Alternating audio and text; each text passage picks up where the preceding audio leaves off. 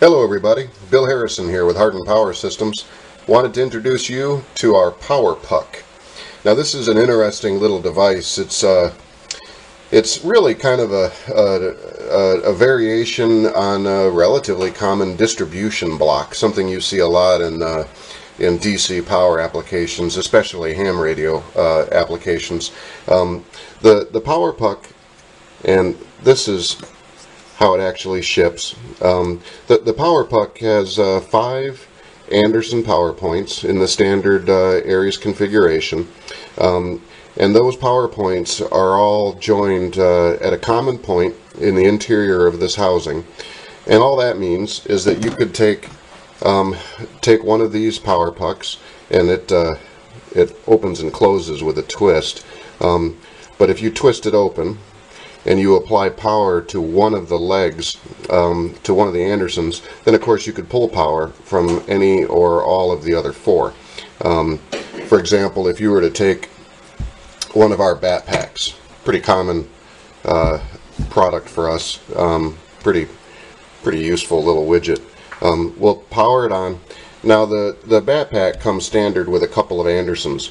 Now the Andersons on the bat pack, one's fused, one is not. For the purposes of our discussion, doesn't matter. Of course, they're both providing power. So we could take the Power Puck, plug it into either of the 2 legs, and kind of like a power strip for your computer at home.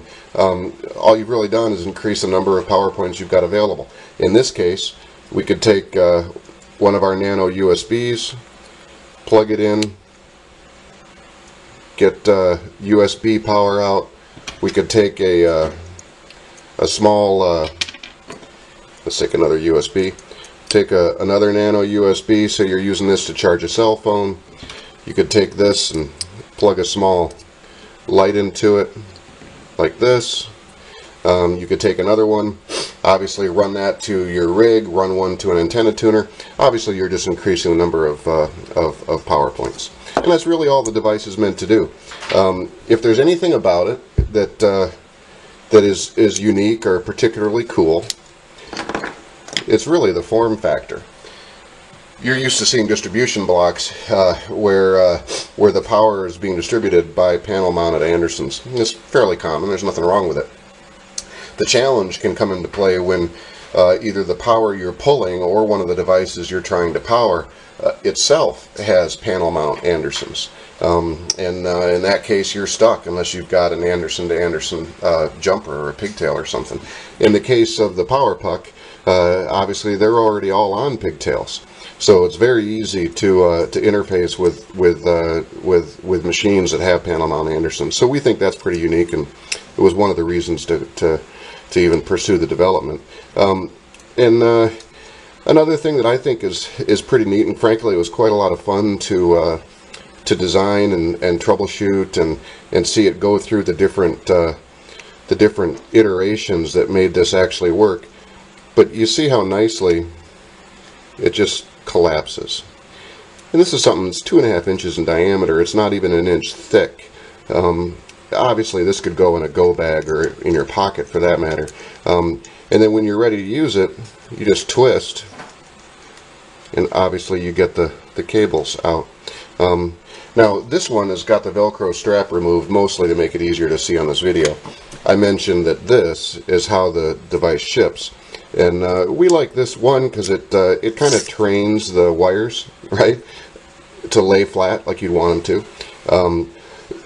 It also makes a real convenient way to wrap the thing up for storage. And then one of the neat things is, since this is actually 2 pieces of Velcro that are connected to one another, you've got an available strip that you can use if you need to bundle wire for your particular application at the moment.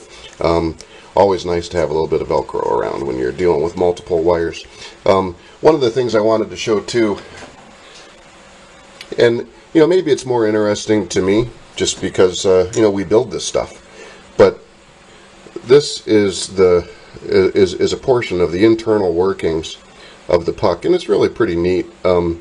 like with all our stuff, you know, we use stainless steel hardware, whether you can see it or not on the gear. But this little wheel fits inside half of the housing. Obviously the wires pass through the holes that are in the housing, and then once that's in place, the other half slides in, and when it does, it locks into those gray posts and gives you a real solid way of knowing that when you actually turn this red side, you're driving that little wheel and obviously wrapping the wire about a quarter turn or so around that little spindle. It's pretty neat. It's very simple, but a lot of times it's the simple things that are actually a little more of a challenge to design and build and keep simple. Now this distribution puck is rated for 30 amps. We're using real fine strand 14 gauge wire. It's high quality wire. The Andersons, of course, are in the standard configuration. I don't think there's really much else. You may tell just by looking, but the components for this device are made here in-house on our 3D printers.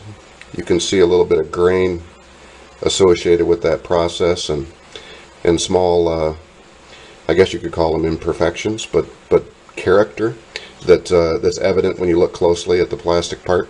But the housing is high impact ABS. It's very tough. With the customers we have, I don't doubt one of you guys will figure out how to break this thing, but it's built pretty solid. So please don't try on purpose, but if you do, let us know and we'll make it right. In any event, this is the Power Puck, and it is available on our website now. Be happy to build you one. Real useful little piece of kit. Definitely something that can go in a go bag and you'll be glad you had it. So in any event, this is Bill Harrison with Hardin Power Systems. Thanks for your time. You folks take care. We'll see you later.